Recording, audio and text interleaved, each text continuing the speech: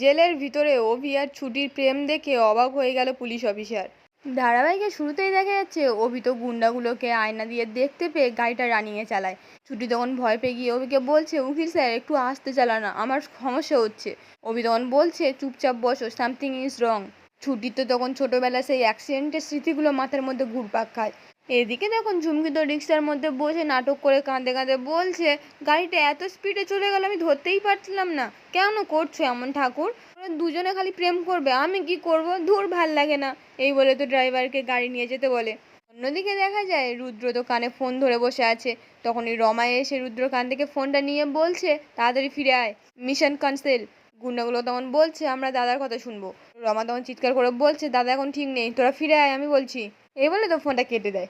রুদ্র তো তখন টলতে টলতে বলছে, তুই ওদের ফিরে আসতে বললি কেন, তুই কি আমার থেকে বেশি জানিস? রমা তখন বলছে, তুমি দিনের বেলায় ড্রিঙ্ক করছো আর আমি তোমাকে বললাম না, ইন্দ্র আমাকে দেখে নিয়েছে দাদা। রুদ্র তখন চিৎকার করে বলছে, রাখ তোর ইন্দ্র, ফোনটা আমাকে দে, আমি ওদেরকে আজকে মারবো। রমা তো তখন রুদ্রকে ধমক দিয়ে চুপ করিয়ে দিয়ে বলছে, কাকে মারবে, ছুটিকে? ছুটিকে মারার জন্য আমাদের একটা সলিড প্ল্যান দরকার, না হলে আমরা সবাই ফেঁসে যাব দাদা। এদিকে তখন ছুটি তো অভিকে বলছে, আপনি গাড়িটা আসতে চালান, আমার অসুবিধা হচ্ছে প্লিজ। অভি তো তখন বাইরেটা দেখে নিয়ে একটা সাইডে গাড়ি দাঁড় করায়, তারপর ছুটির দিকে দেখে বলছে, আপনার আবার কি হলো, আপনি কাঁদছেন কেন, এত ভয় পাওয়ার কি হয়েছে? ছুটি তো তখন ঘাবড়ে গিয়ে বলছে, আমি আপনাকে কতবার করে বললাম গাড়ি আসতে চালান, আমার অসুবিধা হয়। অভি তখন বলছে, ঠিক আছে ঠিক আছে, কিছু হয়নি। ছুটি তো তখন বলছে, হয়েছে কি হয়নি সেটা আপনি কি করে বুঝবেন? অভি তখন মনে মনে বলছে, গাড়ির সঙ্গে ছুটির কি কোনো ট্রমা আছে? এই বলে তো ছুটিকে জিজ্ঞেস করে যে, আপনার গাড়ির সঙ্গে কি কোনো বিপদ আপদ হয়েছিল? ছুটি তখন বলছে, আমি জানি না, এসব জিজ্ঞেস করবেন না আমার। অভি তো তখন ছুটির মাথায় হাত দিয়ে বলছে, জোরে জোরে শ্বাস নিন, আমি আছি। ছুটি তখন বলছে, সেটা তো 1 বছরের জন্য। অভি তখন বলছে, হ্যাঁ 1 বছর হয়তো আমি থাকবো না, কিন্তু এমনভাবে আপনাকে রেডি করে দিয়ে যাব, আপনি এই পৃথিবীর সমস্ত যুদ্ধ একাই সামলাতে পারবেন। ছুটি তখন মনে মনে বলছে, আপনি যখন থাকবেন না তার কথাও ভাবেন? আমি কেন জানি না, ভাবতেই পারি না, ভাবলেই না বুকের ভিতরটা শিউরে ওঠে, কেন জানি না আমি। অথচ এই ডিলে কন্ট্রাক্টে জড়িয়ে এতটা দুর্বল হওয়ার কথা তো নয়।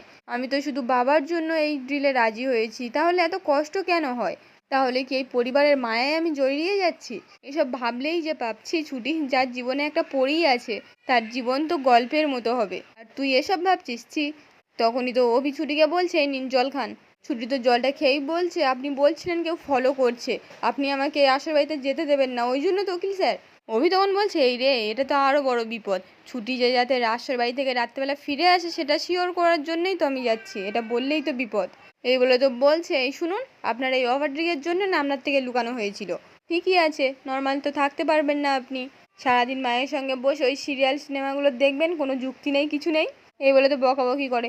ছুটি তখন বলছে, নিজে যেচে এসছেন আর গায়ে পড়ে ঝামেলা পাকাচ্ছেন। অভি তখন বলছে, এই গায়ে পড়াটা আবার কি, ও খুব আইনি ভাষা বুঝেছেন না? ছুটি তখন বলছে, আপনি তো ভালোবাসায় বুঝতে পারছেন না। এই বলে তো হামুল বেরিয়ে বলতে যাবে, অভির পার্টিতে লেগে যায়। অভি তখন বলছে, আপনি আমাকে চড় মারলেন, আপনি কিন্তু ভুলে যাবেন না, আমি কিন্তু এখনও আপনার কন্ট্রাকচুয়াল বর।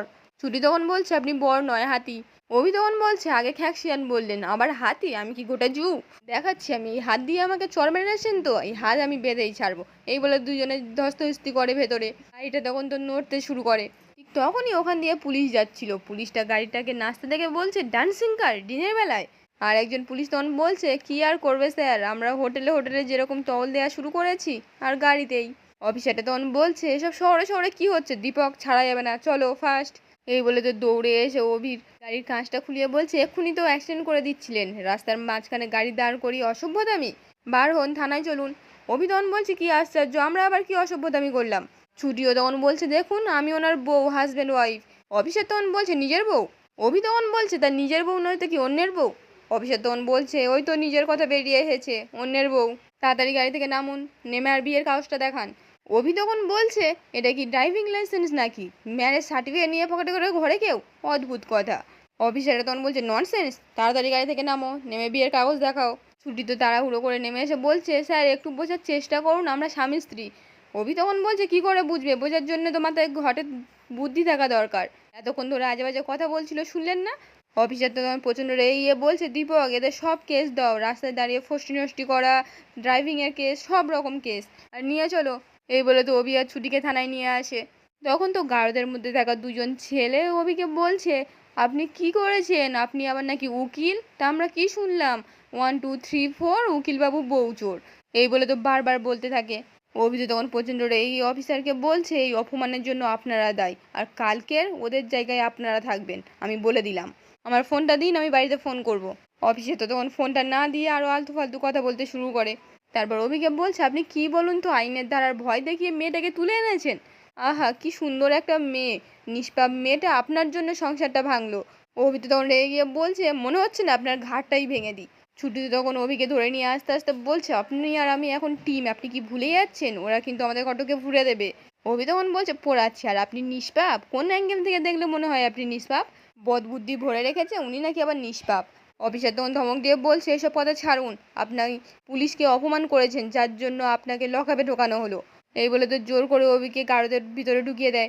ছুটি তখন অভিকে বলছে আমি বললাম আমি একা যাই না, আপনাকে আবার আসতেই হবে। অফিসার তো তখন বলছে এই তো বেরিয়ে পড়েছে, নিজের বউ হলে কোনোদিন আপনি করে বলতো।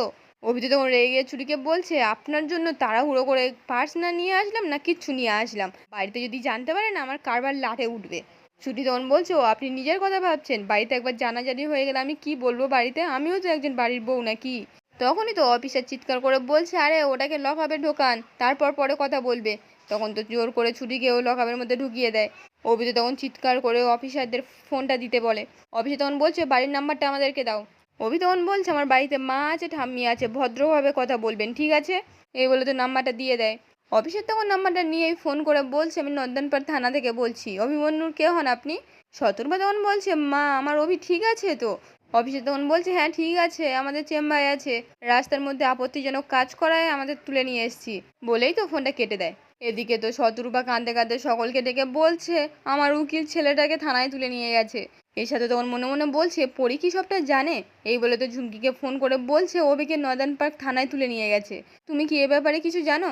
ঝুমকি তো কথাটা শুনেই অবাক হয়ে যায়, বলছে আমি এক্ষুনি আসছি। এই বলে তো ফোনটা কেটে দেয়।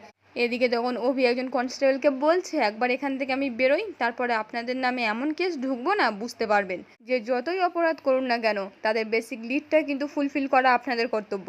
কনস্টেবলটা তখন বলছে আগে এখান থেকে বের হও তারপর দেখছি। এই বলে তো ওখান থেকে চলে যায়। ছুটি তখন অভিকে বলছে উকিল স্যার খেয়ে নিন। অভি তখন বলছে অসম্ভব, আমি এখানকার খাবার খাবো না। ছুটি তখন বলছে খিদের ভাত কিন্তু অপমান করতে নেই। অভি তখন বলছে শেষ পর্যন্ত আমি জেলের ভাত খাবো? অভিমন্যু শঙ্কর রায় জেলের ভাত খায় না। ছুটি তখন বলছে রুটি দিয়েছে তো, জেলের রুটি তো খেতে পারবেন। গড়াদের এপারে যারা থাকে তাদের কত কষ্ট বলুন তো, আর যারা দোষ না করেও শাস্তি পায় তাদের কতটা কষ্ট বলুন তো। অভি তখন মনে মনে বলছে আমি জানি তুমি তোমার বাবার কথা ভাবছো, ট্রাস্ট মি, আমি যতটা সম্ভব চেষ্টা করছি যাতে ওনাকে যত তাড়াতাড়ি বের করতে পারি। তখনই ছুটি অভির গালে খাবার খাইয়ে দেয়। অভিও তখন ছুটিকে খাইয়ে দেয়। আজকের পর্বটি এখানেই শেষ হয়ে যায়। কেমন লাগলো কমেন্টে জানাতে ভুলবেন না।